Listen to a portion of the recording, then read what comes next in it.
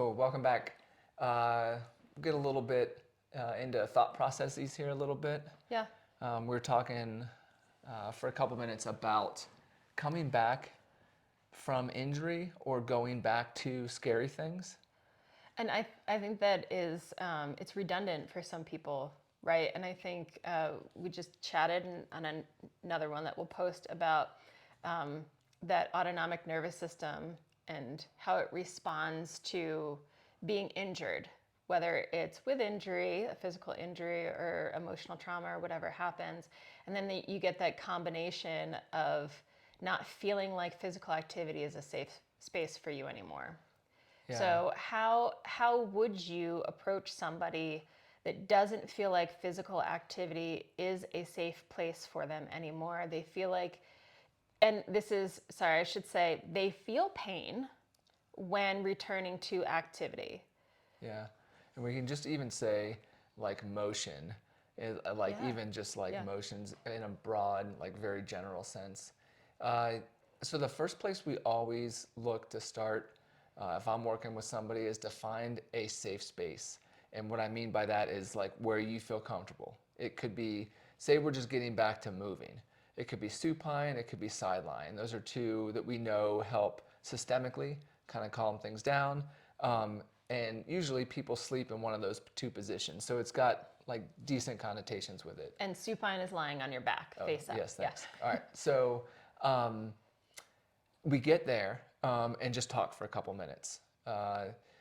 One thing that I've noticed personally, and you kind of reminded me of this when you're talking about the ANS, the autonomic nervous system, is that if I feel like I'm out of my habits or my flow with things, like doing an activity is like black or white. Like I'm good to go and I'm doing it, or I'm not. There's like no in between of like maybe I'll just try it.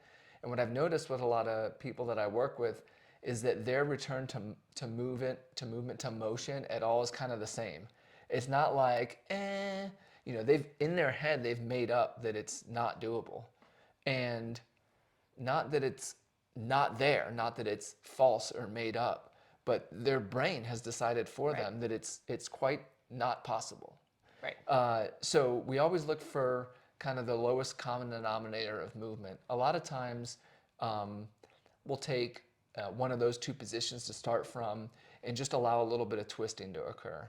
Um, if we're talking like, let's just get you moving again and build some confidence up, we know that the spine does six things. It flexes, extends, it side bends both ways, and it rotates both ways. And I've found rotation to be a really magical gateway to get multiple things in multiple planes kind of moving and get going again. Now, the mindset piece is probably what I'm the most curious about because, and without going down, I'm about to start some schooling again, but into trauma and and some of the psychology behind things. When I see, this is where I accidentally unpack people's traumas and I see them coming out when they can't move. Yeah. For so many of us, movement is like a very much a release, and it helps us process. And we know this for everybody, right?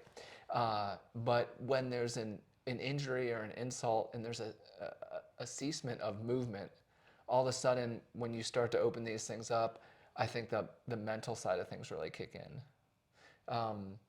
So, trying to keep things calm and scaling back as much as I can if I'm working with somebody one-on-one. We're looking for base pieces of movement where we feel comfortable with. Like I said, I like rotation just to build a little bit of confidence. And then if we can kind of check a box there, we look at, all right, where's the next roadblock? Let's pivot off of just starting moving again, and maybe we're like walking or doing some light exercise. And it's like, well, I can do, 5 bouts of 1 minute on the bike, but then, and that's a key part to listen to and consider for yourself is what you say after, but then, because that's what we have to address next there. Whether it's something that's like a physiological block or we just need to dose it longer and just increase reps or build confidence. I don't know, one of the one of the things I try to, it's easy to get hung up in numbers in the world of like, I mean, we've been in like medicine and training and stuff for so long. Like, how many reps should I do? What should I do? And I've really scaled back of trying to give reps. And I just want to build momentum. I just need this dosed 5 to 7 days a week so that there's confidence in the patterning. And then everybody's different, but everybody has like a kind of a light bulb moment where they turn the corner, and now all of a sudden, gains are almost maybe not exponential, but if they're like barely linear, there's a big pivot, a big shift. Yeah, and that's I hear a lot of crossover in some of the stuff that I talk about with individuals as well, because and I love talking about dysautonomia and the autonomic nervous system and all of that. So people always ask me about the different protocols that there are out there, and I think that they're wonderful if your autonomic nervous system knows what to do with movement. And I think that's what you're saying too, is that where actually a lot of people start for returning to movement is their autonomic nervous system knowing what it's supposed to do with movement. It's supposed to restore and be rebalanced after you're done with the activity, and not continue into this, sympathetic or We fight just and talked flight. about like sympathetic and parasympathetic Yeah, too. so that's where, with these protocols that are out there, these cardiovascular protocols, that is assuming that when you get off of that bike, that your autonomic nervous system is going to know how to reset itself for the rest of the day. So that's why when I work with people in returning to movement, it's very similar to what you're saying, is can we retrain the system so that I can get you to tolerate movement? And that's where the linear part, it's really starts to look more normalized, right? But that's why I think it's important that if we're talking about running or weightlifting or like these things that people can't imagine, that we might be starting on the table and finding a safe place, because we have to retrain your neurological component to be okay with movement first. And then once it's okay with movement, now we can start strengthening. Now we can start moving forward. Yeah, I think it's so easy.